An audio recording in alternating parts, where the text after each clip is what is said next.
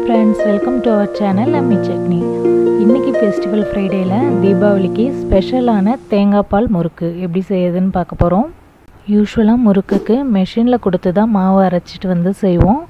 இன்றைக்கி நம்ம வீட்லேயே இன்ஸ்டண்ட்டாக எப்படி முறுக்கு செய்கிறதுன்றதை பார்க்க போகிறோம். அரிசி மாவோட பாசிப்பருப்பு மாவு சேர்த்து தேங்காய் பால் விட்டு பிசைஞ்சு செய்கிறது தான் இந்த தேங்காய் பால் முறுக்கு. டேஸ்டான இந்த தேங்காய் பால் முறுக்கை 2 விதமான அச்சு யூஸ் பண்ணியும் செய்யலாம். இந்த தேங்காய் பால் முறுக்கு செய்கிறதுக்கு பெரிய டம்ளரால் கோபுரமாக 1 டம்ளர் அரிசி மாவு எடுத்துருக்கோம். இதுக்கு 1/4 டம்ளர் அளவுக்கு பாசிப்பருப்பு எடுத்துக்கலாம். 1 டம்ளர் அரிசி மாவுக்கு 1 மூடி தேங்காவை துருவி கெட்டியாக தேங்காய் பால் எடுத்துக்கலாம். எந்த டம்ளரால் அரிசி மாவு எடுத்தோமோ அதே டம்ளரால் 1 டம்ளர் அளவுக்கு கெட்டி தேங்காய் பால் எடுத்துருக்கோம். அதுலேருந்து பாதி டம்ளர் அளவுக்கு தேங்காய் பாலில் மட்டும் முறுக்குக்கு தேவையான அளவுக்கு உப்பு சேர்த்துக்கலாம். டேஸ்ட்டுக்காக 5 ஸ்பூன் அளவுக்கு சுகர் சேர்த்து எல்லாத்தையும் நல்லா கரைச்சி வச்சுக்கலாம். இந்த திக்கான தேங்காய் பால் ஊற்றி தான் முறுக்குக்கு நம்ம மாவு பிசைய போகிறோம். 1 டம்ளர் அரிசி மாவை ஒரு பவுலில் மாற்றி வச்சுக்கலாம். அதே டம்ளர்லேயே 1/4 டம்ளர் அளவுக்கு பாசிப்பருப்பு மாவு சேர்த்துக்கணும். நம்ம எடுத்து வச்சுருந்த 1/4 டம்ளர் பாசிப்பருப்பை வெறும் வானலில் சேர்த்து ட்ரை ரோஸ்ட் பண்ணிக்கலாம். மெஷினில் கொடுத்து அரைக்கிறதுக்கு கோபுரமாக 4 டம்ளர் பச்சரிசிக்கு தலையை தட்டி 1 டம்ளர் பாசிப்பருப்பு எடுத்து இது மாதிரி ட்ரை ரோஸ்ட் பண்ணி ரெண்டுத்தையும் ஒன்றா சேர்த்து அரைச்சி எடுத்துக்கலாம். பாசிப்பருப்பை இது மாதிரி நல்லா கோல்டன் ப்ரௌன் வர வரைக்கும் ட்ரை ரோஸ்ட் பண்ணி எடுத்துக்கலாம். பாசிப்பருப்பு நல்லா ஆறுனதும் மிக்ஸி ஜாரில் சேர்த்து நைஸாக பவுடர் பண்ணி எடுத்துக்கலாம். பவுடர் பண்ண பாசிப்பருப்பை மாவு ஜல்லடையில் சேர்த்து நைஸாக சலிச்சு எடுத்துக்கலாம். பாசிப்பருப்பை நைஸாக பவுடர் பண்ணதுனால அதிகமாக மீதி வரலை. சலிச்ச பாசிப்பருப்பு மாவோட நம்ம எடுத்து வச்சுருந்த 1 டம்ளர் அரிசி மாவையும் சேர்த்துக்கலாம். இது கூட 1 ஸ்பூன் அளவுக்கு நெய் சேர்த்து எல்லாத்தையும் நல்லா மிக்ஸ் பண்ணிக்கலாம். 1/4 டம்ளர் பாசிப்பருப்பை வறுத்து பவுடர் பண்ணணுன்னா 1/4 டம்ளர் அளவுக்கு நமக்கு மாவு கிடைக்கும்.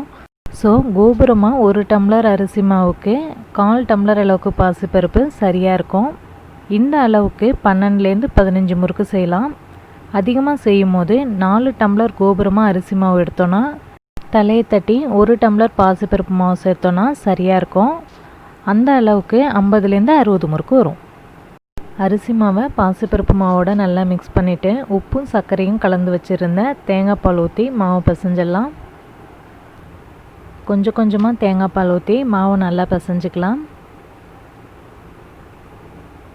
1 டம்ளர் அரிசி மாவுக்கு அதே டம்ளராலேயே 1 டம்ளர் அளவுக்கு கெட்டியான தேங்காய் பால் சேர்த்து செஞ்சோன்னா முறுக்கு நல்லா வாசமாக நல்லாயிருக்கும். இப்போ நம்ம மீதி இருக்கிற 1/2 டம்ளர் தேங்காய் பாலையும் சேர்த்து நல்லா பிசைஞ்சிக்கலாம். தேங்காய் பால் முறுக்குக்கு மாவு நல்லா சாஃப்டாக தான் இருக்கணும்.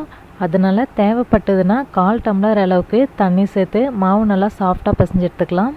இந்த ஸ்டேஜில் உப்பு சர்க்கரையோட அளவுலாம் சரியாக இருக்கான்னு செக் பண்ணிவிட்டு தேவைப்பட்டால் கொஞ்சமாக தண்ணியில் கலந்து இப்போ கூட நம்ம சேர்த்துக்கலாம். தேங்காய் பால் முறுக்குக்கு மாவு நல்லா சாஃப்டாக பிசைஞ்சாச்சு.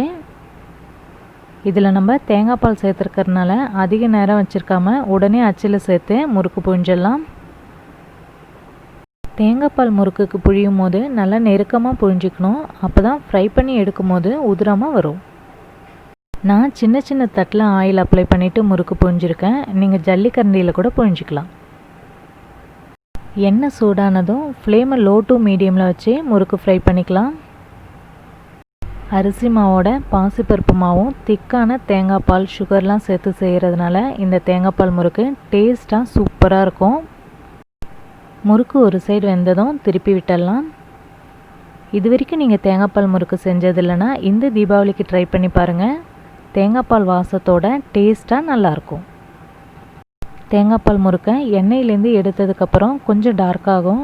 அதனால் இது மாதிரி லைட் கலராக இருக்கும் போதே எண்ணெயில் கொஞ்சம் கொதி இருக்கும் போதே முறுக்கு எடுத்துடலாம். தேங்காய் பால் முறுக்கை இது மாதிரி முள்ளச்சி யூஸ் பண்ணியும் முறுக்கு செய்யலாம். இன்றைக்கி நான் 1 கன்று இருக்கிற முள்ளச்சி யூஸ் பண்ணி செய்கிறேன். 3 கன்று இருக்கிற முள்ளச்சி யூஸ் பண்ணியும் நார்மல் முறுக்கு செய்கிற மாதிரி செஞ்சுக்கலாம். இதையும் நம்ம ஃப்ரை பண்ணி எடுத்துடலாம். 3 கன்று இருக்கிற முள்ளச்சி யூஸ் பண்ணி செஞ்சோன்னா ஈஸியாக நிறையா முறுக்கு செஞ்சிடலாம். முறுக்கும் உதிராமல் நல்லா வரும். இது மாதிரியே எல்லா முறுக்கையும் ஃப்ரை பண்ணி எடுத்தாச்சு. இன்றைக்கி நம்ம 2 டிஃப்ரெண்ட்டான அச்சு யூஸ் பண்ணி டேஸ்ட்டான தேங்காய் பால் முறுக்கு செஞ்சுருக்கோம். இதில் உங்களுக்கு எந்த அச்சு முறுக்கு பிடிச்சிருக்குன்னு மறக்காமல் கமெண்ட் பண்ணுங்கள்.